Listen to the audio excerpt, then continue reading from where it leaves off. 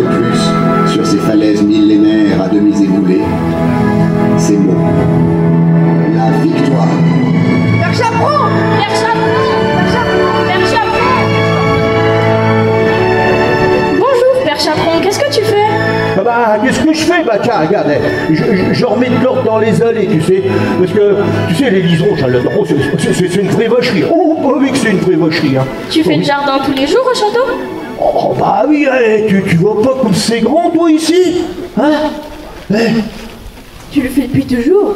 Oh, bah oui, hein, depuis quelques années maintenant, mais tu sais, maintenant, je suis vieux, hein. De toute façon, si je fais ça, c'est pour rendre service à M. Tuny.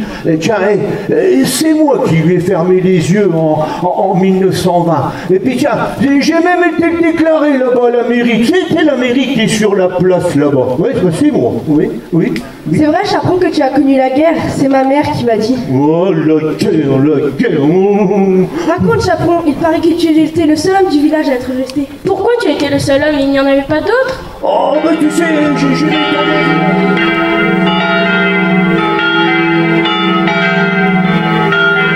Nous sommes le samedi 1er août 1914. Personne à Heuilly n'avait prévu, bien entendu, la mobilisation générale. Nous assistons à des noces, fêtées dans le parc du château, prêté à cette occasion.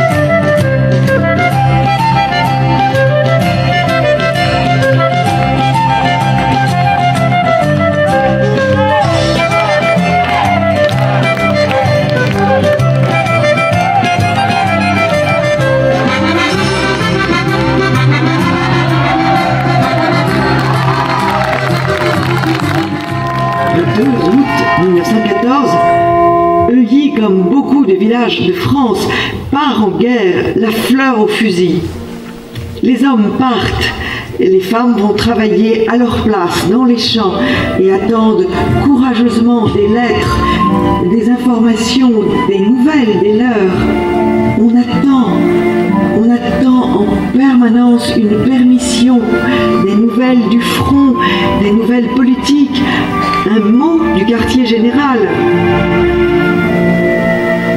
Adieu le père, adieu la mère. Ne vous inquiétez pas, il paraîtrait qu'on va revenir vite.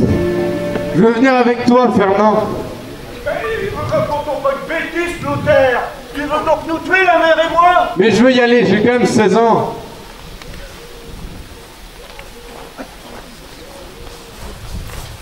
Pleure pas, ma belle. 15 jours et je retourne. Le temps de leur fiche une peigne à ces foutus Allemands. Je serai de retour pour nos labours. Quelques civils s'en vont pour des régions moins exposées. Au revoir, Fernand. 1870, au revoir. De mauvais au revoir, Fernand. À la mi-août, les Tunis se réfugient dans leur propriété de Bretagne.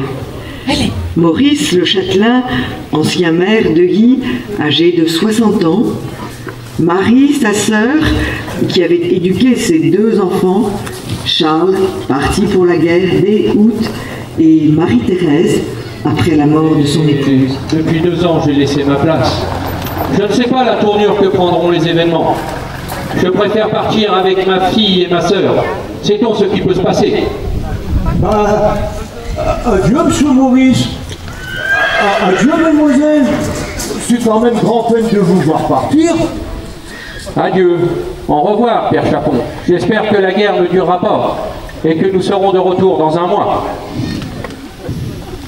J'espère que votre fils Fernand ainsi que mon fils Charles nous reviendront pour la Noël. Mon cher chaperon, nous partons avec le strict nécessaire. Nous laissons tout ce qui représente notre vie ici. Bon ben, je fais bien ce que je peux, hein. J'ai même une petite idée pour l'argenterie et puis pour les cuivres. Vous prierez bien pour notre Fernand, mademoiselle Marie. Comptez sur moi, Angèle. Et vous, priez la Vierge Marie pour protéger notre Charles. Vous savez que je l'ai élevé, je l'aime comme mon propre fils. Oh ça, comme ça, on ne les oubliera pas ces deux tchos-là. Au revoir, mademoiselle Marie-Thérèse. Au revoir, mademoiselle Marie-Thérèse. Merci à vous deux pour votre bon service. Au revoir, ma chère Madeleine. Tu sais, c'est la première fois que je quitte mon village. Je viens du Pas-de-Calais. Ah oui. Et vous? Joseph Desnas du Moncel. Je viens d'Auvergne. Le service militaire a fait sortir bien des hommes de leur village. La guerre, c'est pareil, mais en beaucoup plus dangereux. Et on envoie du monde. Des Bernais, des Bretons. J'ai même vu des tirailleurs sénégalais. Il y en a là-haut, à la Chaouia. À la Chaou quoi? La Chaouia, c'est le nom donné aux carrières de pierre au-dessus de Yi par les Marocains. Chez les tirailleurs sénégalais, il y a des Algériens, des Marocains, même des Malgaches. Et crois-moi ici, ils vont bien se cailler. Enfin, espérons que la guerre ne dure pas jusqu'en hiver. Que faisiez-vous avant? Moi, mon lieutenant, j'étais ouvrier artisan. Et vous? Vous êtes dans l'actif? Je me suis engagé pour la durée de la guerre. Quelle chance! Dans la vallée, Euilly devient la base arrière du front. Euilly s'installe dans la guerre. Euilly subit les attaques aériennes. Euilly attend. Attend quoi? Surtout des nouvelles de ses enfants combattants. Dans ce village, il ne reste plus qu'un seul homme valide parmi ceux qui sont restés.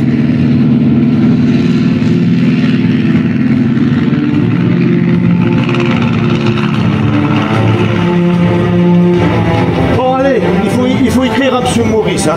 Allez, qui c'est qui écrit? C'est moi qui ai écrit. Ah bah alors vas-y, alors marque déjà. Euilly, le 20 septembre 1914. J'écris, cher monsieur et demoiselle. La maison est dévastée. 40 jours après le début de la guerre, qu'est-ce que ça va être? Et toutes les pièces sont au pillage. Ni matelas, ni habits, ni couverture. Et tous les tiroirs sont brouillés à tous les meubles, hein. Nous avions tout remusé dans les cabinets de toilette, hein Angèle?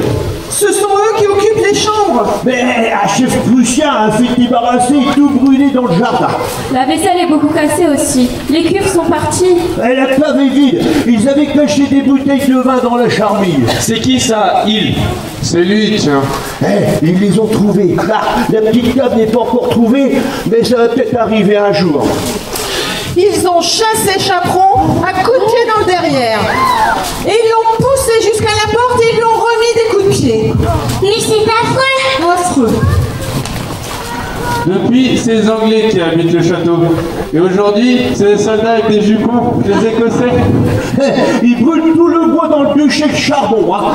Nous serons sans Fernand, c'est bien triste. Tiens, monsieur Riard de Verneuil, sans être militaire, il a été tué d'un éclat dans son jardin. Et pas très loin d'ici, j'ai un Moussy Verneuil. Bah pour commence, c'est encore pire. Tous ceux qui sont La partis, nuit est venue et la neige tombe doucement sur notre lourde fatigue.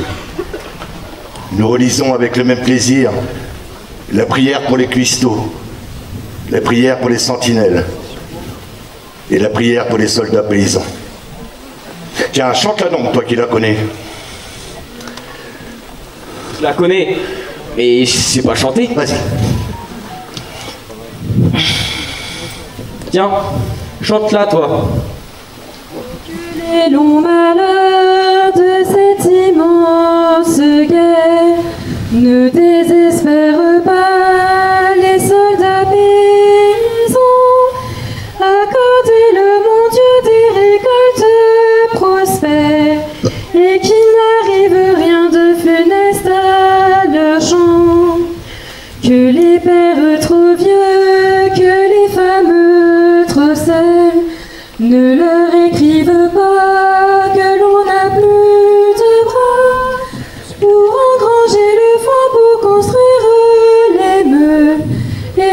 prochain automne, on ne s'aimera pas. C'est bien triste. À Parian, la maison de Mollet est complètement démolie. Et celle de Berger et de Monsieur Hanoteau aussi. Il n'y a plus de foin, plus de paille. Ils ont pris les meules de blé pour les chevaux de la grange de Mézières. Ils ont tout pris, ils ont brûlé la semence et coupé toutes les courroies de sa batteuse. Il n'y a plus de bois nulle part. Ils coupent des arbres dans la charmille, plus de rames nulle part. La population est au désespoir. Ils ont arraché les pommes de terre dans les champs et les carottes. Nous, on en logeait plus de 100 par jour. On ne sait plus ce que l'on va devenir pour l'hiver. Paul Mézières, Paul Cayenne et Maurice Bouillard sont soldats à l'Orient. Qu'est-ce qu'on est sans rien? Nous allons être sans lumière. Aujourd'hui, nous allons loger des soldats français. Je vous salue, Marie, comblée de grâce. Le Seigneur est avec vous. Vous êtes bénie entre toutes les femmes. Et Jésus, votre enfant, est béni. Sainte Marie, Mère de Dieu, priez. Tu tardes, ma belle? Allez, Madelon, tu me sers à boire? Allez, la Madelon, viens nous servir à boire. Nous l'appelons la Madelon, nous en rêvons la nuit, nous y pensons le jour. Ce n'est que Madelon, mais pour nous c'est la nuit. Quand Madelon vient nous servir à boire, sous la fenêtre, on frôle son jupon, et chacun nous raconte une histoire à sa façon. Mais Madelon, pour nous, n'est pas sévère.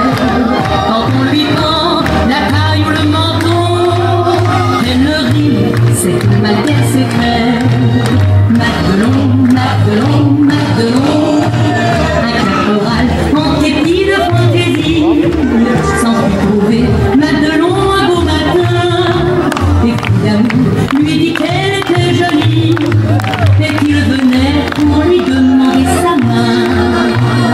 La Madelon pas bête en somme, lui répondit en souriant, et pourquoi prendrais-je un seul homme quand j'aime tout un régiment? Tes amis vont venir, tu n'auras pas ma main, j'en ai bien trop besoin pour leur vexer. Tu vas comme Madelon, nous servir à toi. Sous la table, on frôle son jupon, et chacun il raconte une histoire à sa façon.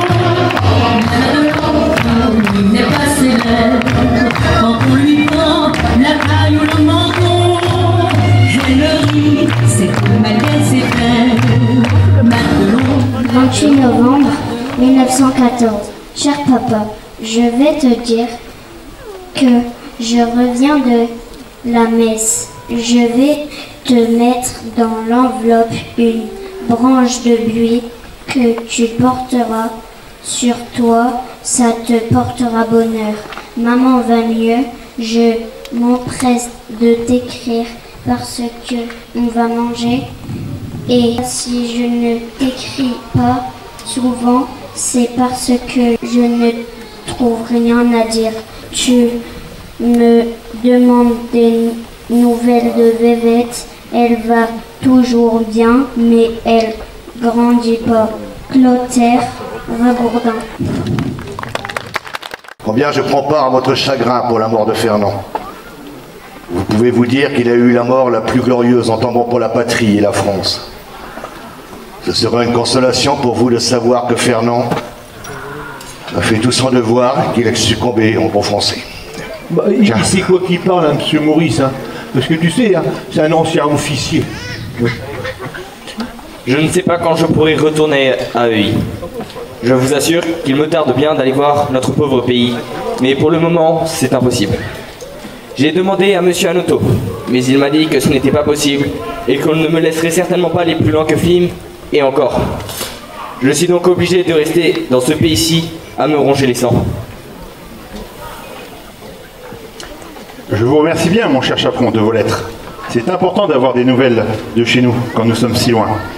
Nous n'avons pas de nouvelles de mon fils Charles. Vous souhaiterez le bonjour de ma part à tous ceux que vous verrez à Heuilly. PS, prenez tout ce que vous voudrez qui vous sera nécessaire. Comme le vin. Oui. Bah ici, on manque tellement de tout. Ne vous laissez manquer de rien. Adieu, mon cher Chaperon. Je vous souhaite le bonjour. Bien à vous. Mais quand cette guerre finira-t-elle? Ouf, bon, tu sais, ça va peut-être bien viendra un jour. Hein. J'espère. Charles Boulanger, 26 ans, cousin de Blanche et Paul Boulanger, est tué à Verdun le 17 juin. Les murs se lézardent, les maisons s'écroulent et la terreur des habitants est quotidienne.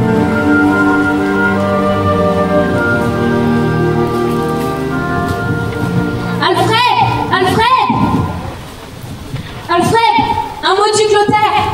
Il est incorporé au 102e d'artillerie. Il est conducteur de char. Oh, ben Angèle, hein, espérons qu'il soit plus à l'abri dans un char que dans les tranchées. Mais j'espère qu'ils ne nous prendront pas notre gamin. Oh, bah, notre pauvre gamin, de toute façon. Notre pauvre gamin, il est... Blanche Blanche, excuse-moi de te déranger. Aurais-tu des graines pour les osages? Je n'ai plus rien. Non, enfin, c'est la guerre, enfin, qu'est-ce que tu me demandes? Il relit ce qu'il vient d'écrire. Tiens, je te relis mon journal d'hier. Vers 4 h du matin, les avions fondaient sur Film ainsi que sur Heuilly. Ce fut en somme une belle fête nocturne, car les illuminations par projecteur durèrent presque tout le temps. Toujours en aval de Pargnan, le petit village reçoit une fameuse décoction d'obus qui met à plat quelques baraques et blesse plusieurs civils. Depuis que nous sommes dans le pays, il n'y a pas moyen d'avoir du vin.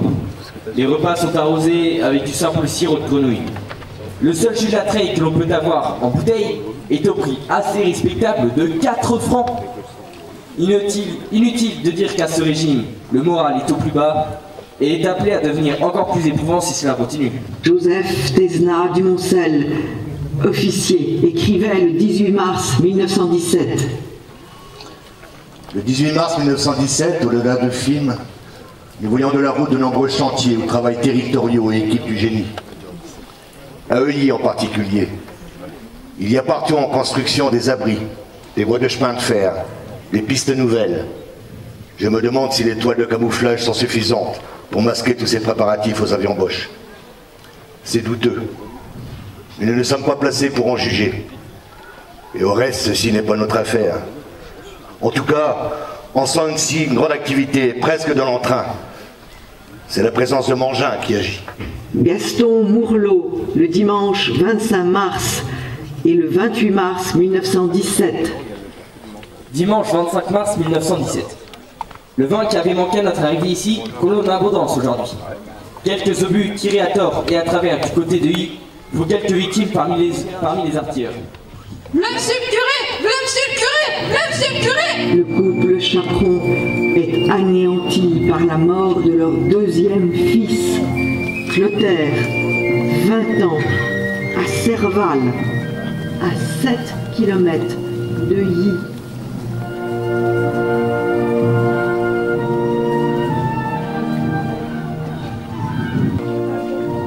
Le 23 mars 1917 est mort Clotaire Chaperon. Canonnier, conducteur au 102e régiment d'artillerie, lourde hippomobile.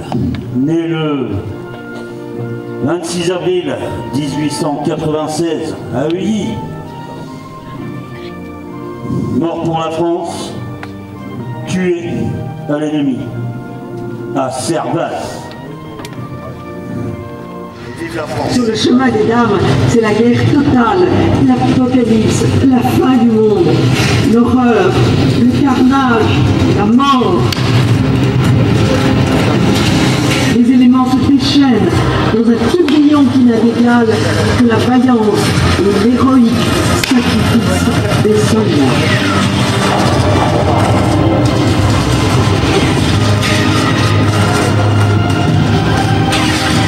Combien d'actes de bravoure, combien de héros anonymes. Le combat durera jusqu'au mois de mai. 553 000 hectares de terre retournés, 40 millions de mètres de fils barbelés, 115 000 tonnes de munitions. Les pertes sont effroyables. On déplore 271 000 morts, blessés, disparus, prisonniers. Les ruines de Coucy ont sauté. Le chemin des dames a craqué un instant. Mais il est vite redevenu ce qu'il a été à travers les siècles.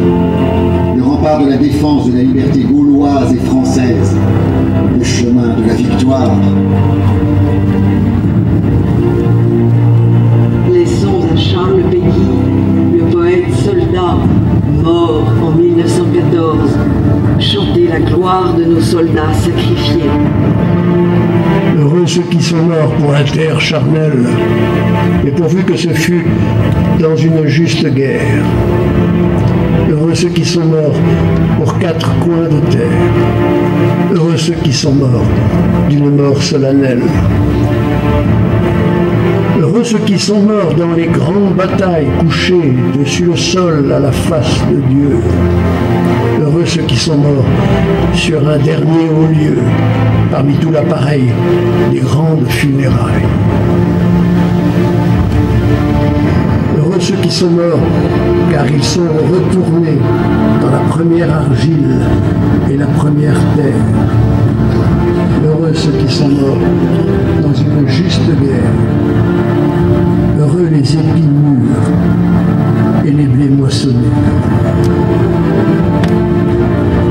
Heureux les grands vainqueurs, paix aux hommes de guerre, qu'ils soient ensevelis dans un dernier silence. Que Dieu mette avec eux dans la juste balance un peu de ce terreau d'ordure et de poussière. Que Dieu mette avec eux dans le juste plateau ce qu'ils ont tant aimé, quelques grammes de terre. Un peu de cette vigne, un peu de ce coteau, un peu de ce ravin sauvage et solitaire. Mais voici vos fils qui se sont tant battus. Vous les voyez couchés parmi les nations.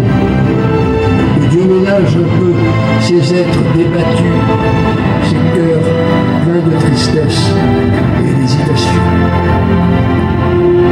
Mais voici vos fils et leur immense armée, qu'ils ne soient pas jugés sur leur seule misère. Que Dieu mette avec eux un peu de cette terre qui les a tant perdus et qu'ils ont tant aimés. Et voici ce que nous offre aujourd'hui ce spectacle, cette rencontre d'images et de souvenirs. C'est le livre de la continuité et de la reviviscence française. La beauté l'emporte, la victoire a ramené la vie, la vallée a reconquis la paix. Vallée de l'Aisne, ma chère vallée, passage des peuples préhistoriques, vallée de César, vallée de Clovis, vallée de Jeanne d'Arc, vallée de Napoléon, vallée de Joffre, de Foch et de Mangin, Attique de la France et acropole de cette Attique.